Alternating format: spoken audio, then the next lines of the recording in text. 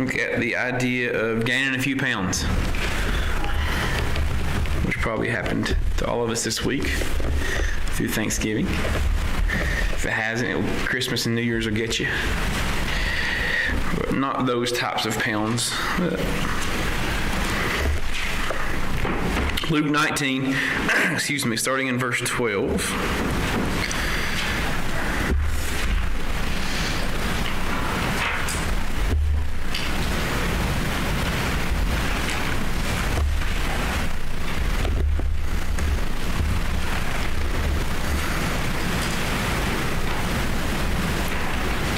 Luke 19, starting in verse 12, we're going to read down through verse 27. Again, looking at the idea of gaining a few pounds. Okay. Let's read those verses first. But before we do that, we're going to, once I can get the stuff here, we're going to start our next study, hopefully next week. If not next week, the following week. We're going to look at, and Pastor Rob did kind of did a little bit of this a little while ago. I don't remember when it was. When did you do some church history stuff? Reformation era. It's been a little while, hasn't it? Regular Baptist Press, who I get all my Sunday school stuff from, has a study out. Starts the church in conception and Acts and works the church through history to present day. And that's what we're going to do next for our overall study over the next several weeks. I got to look in the stuff this week, and instead of doing another book study, which I had planned on, they've got a couple of other things out that we're probably going to spend 6 months kind of looking at. And the first one we're going to do is a church history, and not so much. It's church history starting with the apostles and moving through present time, but it's not like a history lesson. It's the rise and fall and the ebbs and flows and the non-doctrine and the right doctrine and the false doctrine stuff that kind of come through as the church has moved through history. And I was trying to think back when you kind of went over that. You went through like Reformation era and kind of different stuff. We didn't spend a ton of time talking like the medieval period and that kind of stuff, did you? Didn't think so. And about 2 years ago, about 3 years ago now, Melba came to me with a CD, a thing of, she gets things sometimes off eBay.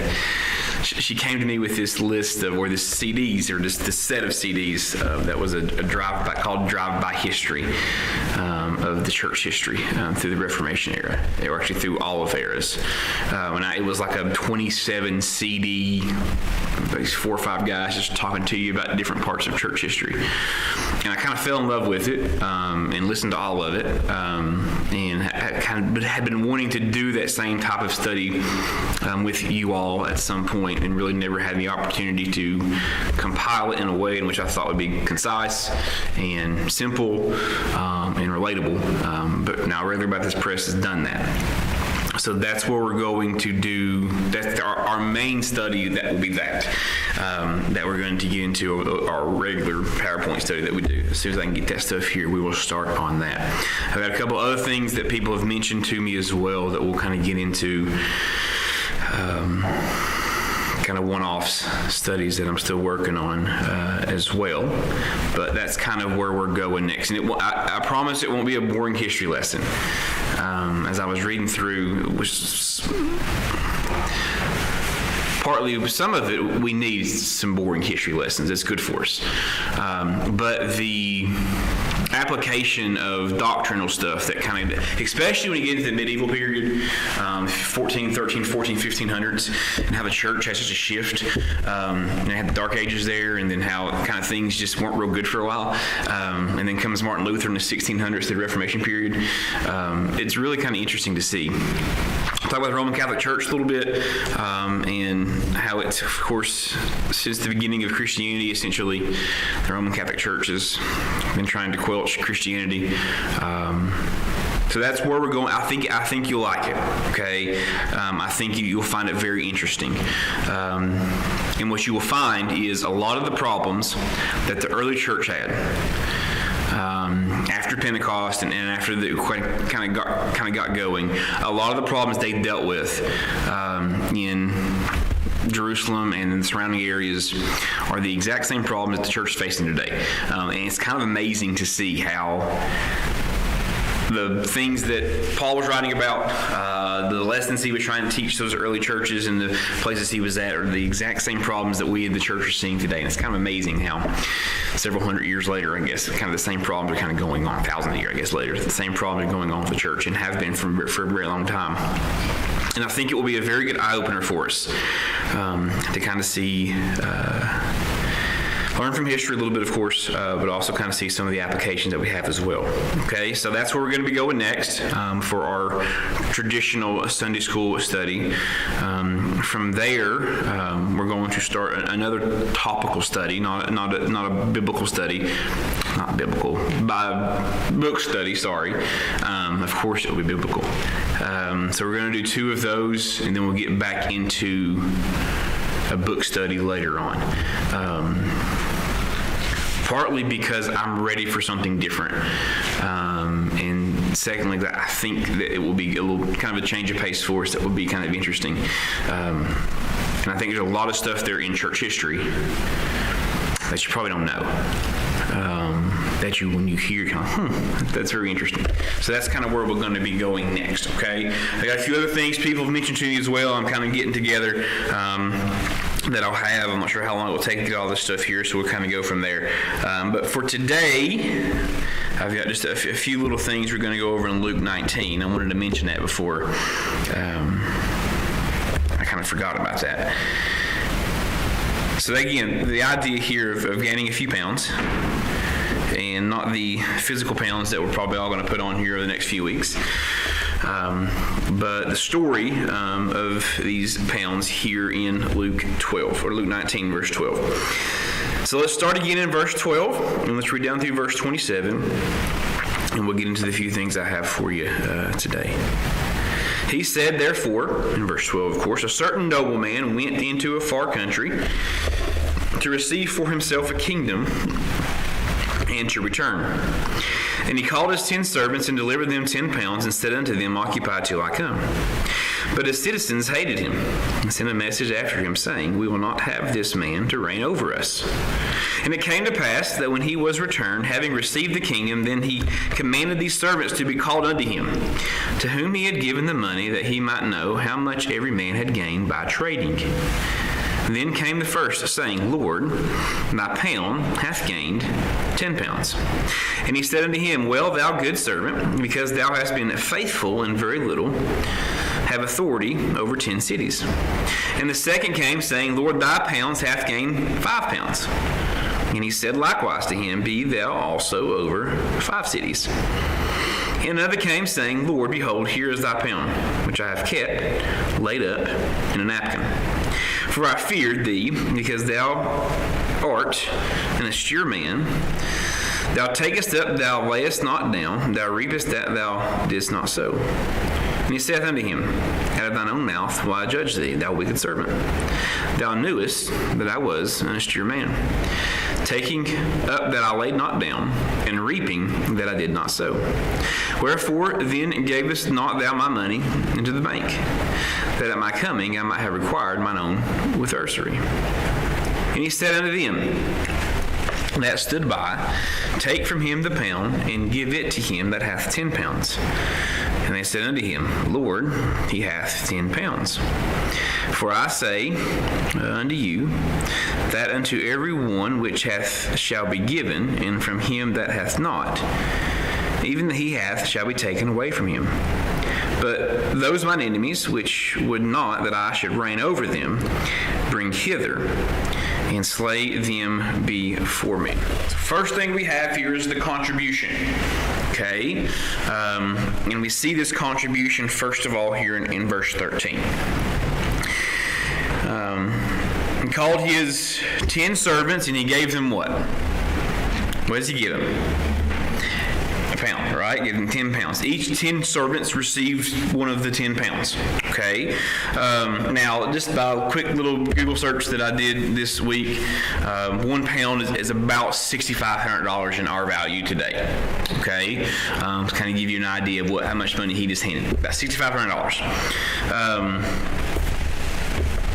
So this wasn't a token contribution, right? This was pretty significant. Somebody just hands you $6,500 today, it would be a big deal, okay? So this was a pretty significant amount that was contributed to them.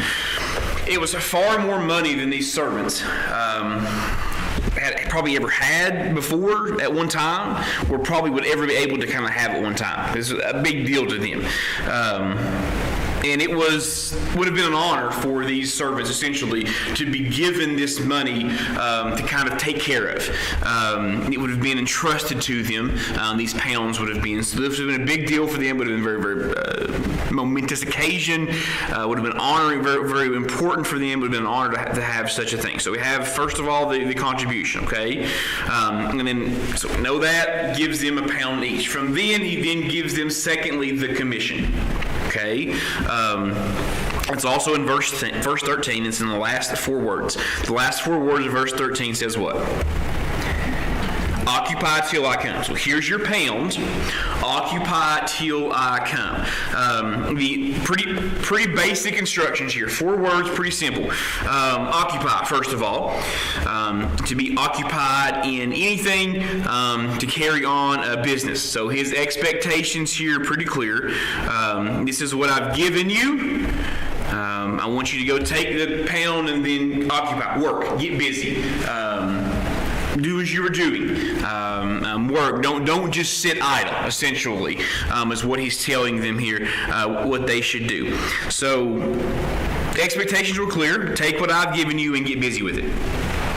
Okay, so we've got the contribution, the commission, then the commendation here in verses 17 and 19. So they came to pass that when he returned, verse 15, we get down to verse 17, it says this, instead of so he's been back now after this period of time.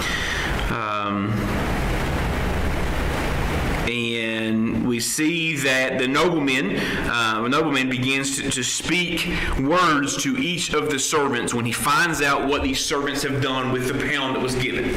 Okay, so he commends them, gives them the commendation in verses 17 and 19. Verse 17, first of all, and he said unto them, well, thou good servant, because thou hast been faithful in very little, thou have authority over 10 cities. And it said the same thing in verse 19. And likewise to him be thou also over the 5 cities. So we talked to the first guy who take his 1 pound and turn it into 10. He said, well done, that's good. Now you can be in charge of 10 cities. Talked to the second guy who took his 1 pound and flipped it into 5. Said, well done, that's good. Now you can be over 5 cities. He's grateful for what what these men have done, okay, in the first 2 servants that he comes to. Then we get to verse 22, and we get to the last servant who we know has essentially done nothing with the pound that was given. Okay, and while he was commending the first 2 servants, he then condemns the 3rd servant. Because of what he did with his money. Okay? Verse 22, he comes to the 3rd servant, it says in him, out of thine own mouth will I judge thee, calls him a wicked servant. Now, being called a wicked servant to these men would have probably been the most detrimental thing the guy could have said to them. Okay? Probably the absolute worst thing he could have heard at this time. And for us as well, start to apply this story, for the Lord to come to us and call us a wicked servant would be obviously one of the worst, if not the absolute worst thing, is the last thing we want to hear. Because we should be striving to make sure we are doing everything to bring God honor and glory. We cannot do that if our actions bring the kind of reaction that this master gave to his servant. Okay? His love for us, of course, is unchanging. And, of course, we're all aware that as sons and daughters of God, His love for us is unchanging. But that definitely, we don't want to do anything, of course, then that would make us resemble a wicked servant. So from this story of these two good servants and this one bad servant, we should be able to see a couple of lessons learned and implement them into our lives. So the pounds being gained today are pounds of knowledge, which should be good for us to make sure that we are being not a wicked servant, but being the opposite. I don't know about you, but I want to gain a few pounds, right? In the spiritual sense, not in the physical sense. I don't need any more of them. But in the spiritual sense, we all want to gain a few more pounds. Okay? So starting in verse 13, we see again here the first thing, which I have written down as the misunderstood purpose. The misunderstood purpose. Back to verse 13. And he called his 10 servants, and he delivered them 10 pounds, and said unto them, Occupy until I come. Now, the purpose of the nobleman was simple. Take the money, make more money. Right? Increase the estate in his absence. Increase the estate in his absence. The instructions were clear. We saw that. Occupy. Work. Take the investment. Stay occupied. Stay involved. Know that you have the investment. Be aware of the investment. Make sure that the investment is important to you, that you're working to increase this investment. Stay occupied in a way that will increase it. Take it, use it, invest it, monitor it, protect it, grow it, and don't stop till I come back.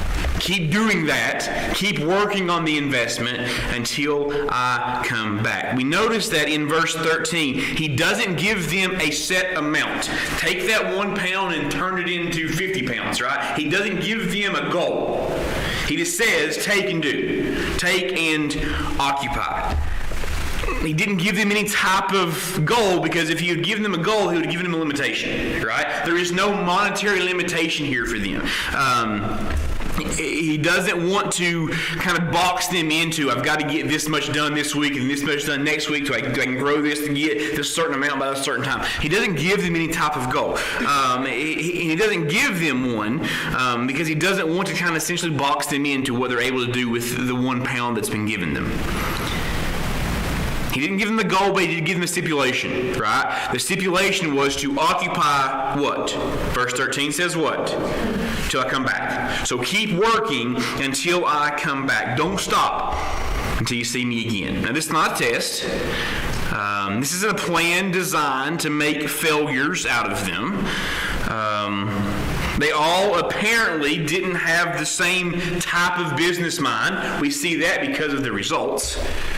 One servant gained 10 pounds, one servant gained 5 pounds, and as we see, when the master comes back and the first servant increased by 10 pounds and the second one increased by 5 pounds, we see him having the exact same amount of jubilation for both of those gentlemen. Right? This wasn't a competition as to who could get the most pounds. It was just do something to make sure you have more than when you started with when I come back. So we don't see any competition. We don't see this being a rigged system. They all had the same opportunity to do just as much as each other with the 1 pound that they started with. They could do just as much or just as little as they were capable of doing.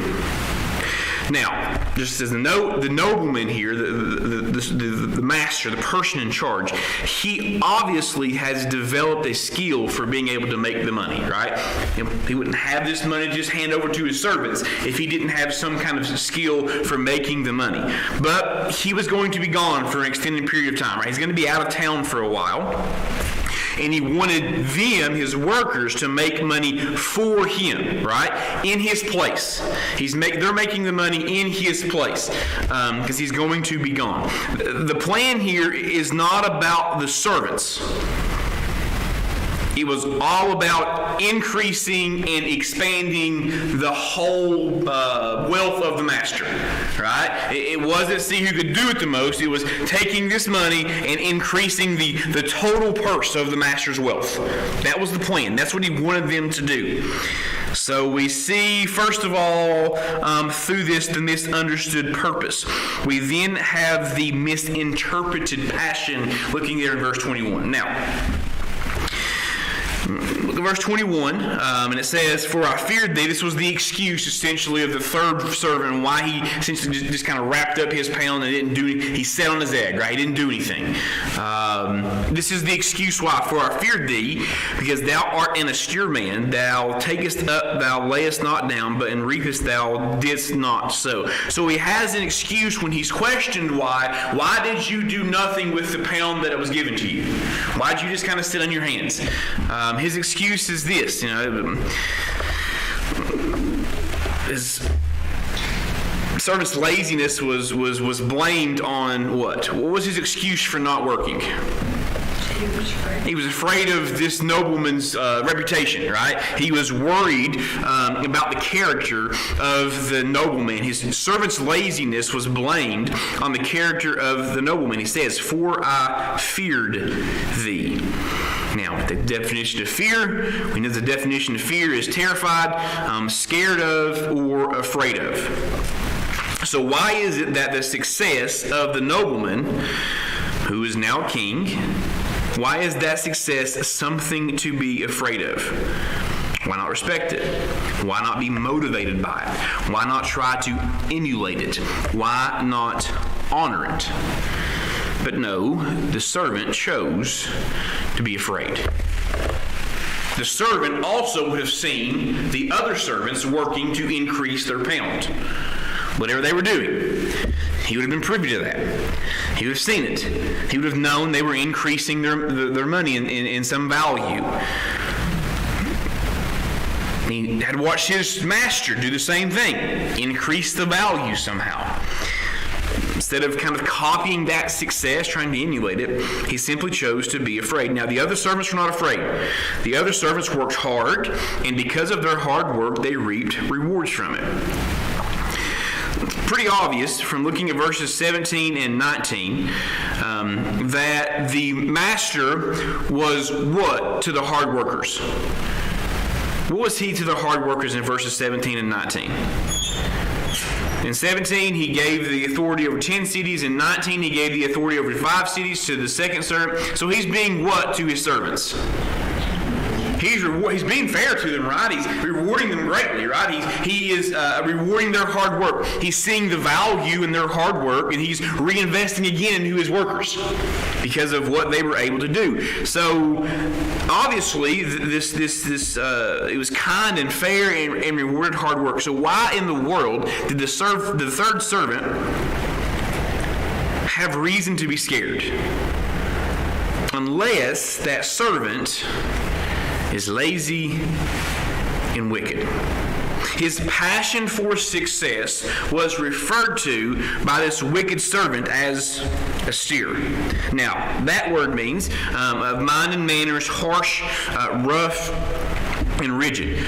So this man had earned a fortune with his harsh, rough, rigid mind and manner. Maybe it would have been a good idea for the wicked servant to be a little more austere. Now, Jesus, over in John chapter 2, while he was cleansing the temple, we don't have time to flip over there, but Jesus was a little bit austere when he was cleansing the temple of the merchants in John chapter 2, right? He walked in, and one of my favorite pictures of Christ in the Gospels, when he walks in the temple, and he's just flipping tables over, because he's getting across the point in righteous wrath that shouldn't be taking place in God's house.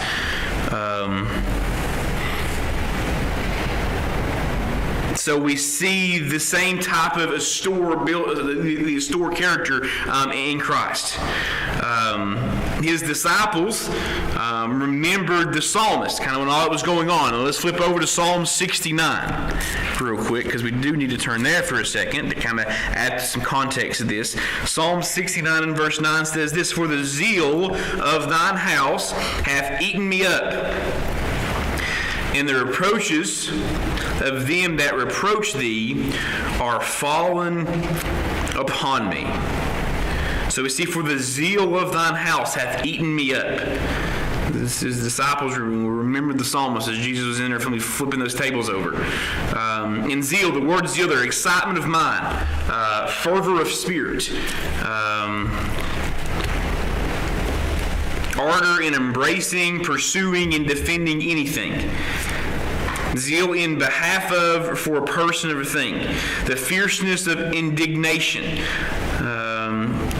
And envious and contentious, rivalry and jealous. Those are all different definitions of the word zeal. It might be wise for us to pattern ourselves after the master's zeal, like the first two servants did, as opposed to trying to criticize it, as the third servant did. Yes, I'm a store. I won't argue about that. But guess what? He said to the servant, "You are wicked, because you did nothing." Which would you rather be? Would you rather have this zeal, this store mind, like the first two servants, or wicked like the third? So we see next the misguided plan in this as well. So the third servants, back in Luke 19, the third servant's plan was flawed. From the beginning, it was flawed. It was flawed big time. He said in verse 20, another came saying, "Lord, behold, there is thy pound, which I have kept" what? He kept it laid up in a napkin, right? His plan here was to keep this laid up. And keep laid up here means to reserve. You're saving it, reserving it for some reason, reserving it for later. What was he reserving it for when the command was to use it to work? What gift has God given you that you're keeping laid up in a napkin? What gift is God giving you that you're reserving for a later time? The pound would have been more productive at the bank than it would have been just simply hiding underneath his pillow, essentially. Not only did he lay it up, but he laid it up to where it could have absolutely no benefit. It couldn't benefit anything at all. What bothered the master, and probably more than anything, was the fact that the pound didn't grow. This servant, apparently, the entire time the master was gone, did absolutely nothing. Well, let me rephrase that. He did do some things. He slept. He ate. He enjoyed a stress-free filled day where he didn't have to worry about increasing the pound. He sat down, watched his buddies go to work every day, work really hard to try to increase the pound. And he watched them come in from work every day, probably exhausted, spent all day trying to grow this money, doing what they could to invest, so I'm sure they were very, very tired. He listened to them talk about what they had done, listened to them talk about their plans for what they were going to do with the master's pound. He heard the stories of success. He saw the success. He saw the blessings. And, he continued to do nothing. He heard about enrichment, growth, prosperity, and not once with all that was he motivated to go back into his house to unwrap the pound and put it to work. Not once did he approach one of the other servants and ask for any help. Not once did he offer to help them in any of their endeavors at all. Not once did their stories of success motivate him to reevaluate his plan of just allowing the pound to sit in a napkin. No, he spent the entire time apparently doing what? Nothing.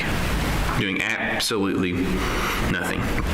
2 Thessalonians 3:10 says this, "For even when we were with you, this we commanded you, that if any would not work, neither should he eat." I wonder how many of God's servants are eating. He's feeding them over and over and over, but they aren't working. Go to verse 24. There's an unexpected blessing here in verse 24. And he said unto them that stood by, take from him the pound, and give it to him that hath 10 pounds. What's the unexpected blessing here? What did the man who had 10 pounds receive? More opportunity. Another pound. Another way to increase what he's already been successful. Now he just has more money to throw into that success. So he received greater opportunity, and that greater opportunity came because why? Somebody did nothing. Don't be the third servant. Have you, since you've been saved, have you gained a few pounds? If not, is your pound still in the napkin? Let's pray. Dear Heavenly Father, thank you for this little story we have, the parable that you used to show the importance of a constant work that we should be doing as Christians. The investment that we put into other people, into ministries, into whatever you've called us to do, whatever gifts you've given us, but if we aren't using them to help further the kingdom, what really is the point? It's not a competition. It's not everybody going to do things the same way, but we all have one goal in mind. Spread the gospel, live faithful lives, impact people. What I pray this morning is there's somebody here that's maybe that third servant, that they see the importance of not standing by idly. Lord, I know that this church is full of first and second servants, a ton of them. I've seen it in action. I pray they don't lose their fire and the faithfulness to keep furthering the kingdom. Pray for Pastor Rob as he comes in the next little bit, Lord, just use him in a mighty way, keeps attentive to the word he has for us this morning. That's what in your prayer.